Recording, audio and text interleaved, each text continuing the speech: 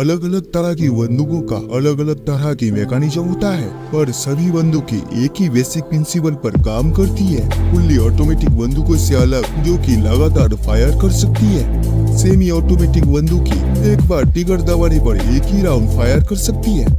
यह एक 9mm semi automatic पिस्तौल है। इस वीडियो में हम देखेंगे सेमी ऑटोमेटिक हैंडगन और पिस्तौलें किस तरह से काम करती है।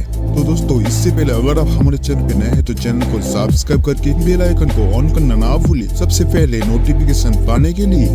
यह एक कारतूस या कार्ट्रिज है। इसे मैगजीन में लोड किया जाता है, जिसमें स्प्रिंग और फलवार इस पर दबाव बनाए रखते हैं। मैगजीन का डिजाइन कुछ इस प्रकार होता है कि कारतूस आगे स्लाइड होकर ही बाहर निकल सकती है और इस मैगजीन को बंदूक की निचली भाग में रखा जाता है। यहाँ पर बंदूक की सभी महत्वपूर्ण पार्ट दिखाई गई है।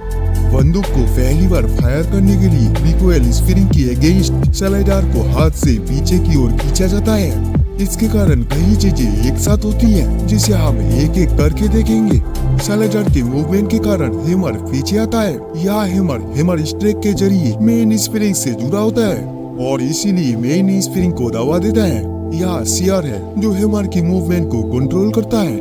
जब स्लाइडर पीछे जाता है तब सियर लीफ स्प्रिंग के जरिए अटक जाती है और हैमर को वापस जाने से रोकता है, और जब स्लाइडर को छोड़ दिया जाता है तब रिकॉलिंग स्प्रिंग के कारण स्लाइडर अपनी पहली वाली स्थिति में चली जाती है, जबकि हैमर सियर के कारण अपनी स्थिति में बना रहता है। इस प्रक्रिया को पॉकिंग कहते हैं। जब स्लाइडर पीछे आता है तब उस पर बने प्रोजेक्शन बैरल को पीछे की ओर धकेलती है, जिसके कारण बैरल कुछ नीचे होकर कारतूस को भरा जाता है। जब स्लाइडर वापस लौट रहा होता है तो यह एक कारतूस बैरल में ले जाकर अपनी पहली स्थिति में फिट कर देता है। कारतूस का पिछला हिस्सा एक्सट्रैक्टर में फंस जाती है, जो कि स्लाइडर से जुड़ी होती है। पिस्तौल अब फायर करने के लिए तैयार है।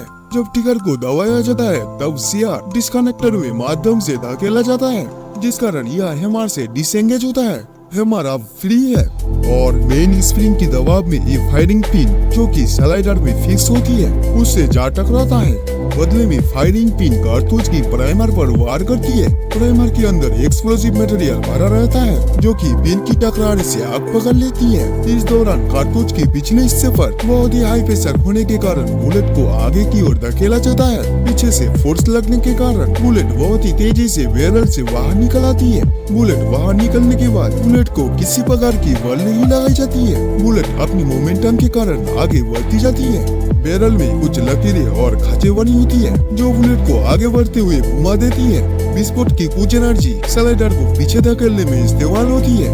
ये फोका स्लाइडर के साथ पीछे आता है और इजेक्टर की मदद से बाहर निकल जाती है और बंदूक भी खुद ब खुद रिलोड हो जाती है और आप बंदूक अगला राउंड फायर करने के लिए तैयार है। तो दोस्तों, अगर वीडियो इन्फॉर्मेशन लगी तो लाइक शेयर और कमेंट करना, और हाँ, हमारे चैनल पे नए हैं तो चैनल को सब्सक्राइब कर लेना ऐसे ही इंटरेस्टिंग वीडियो पाने के लिए।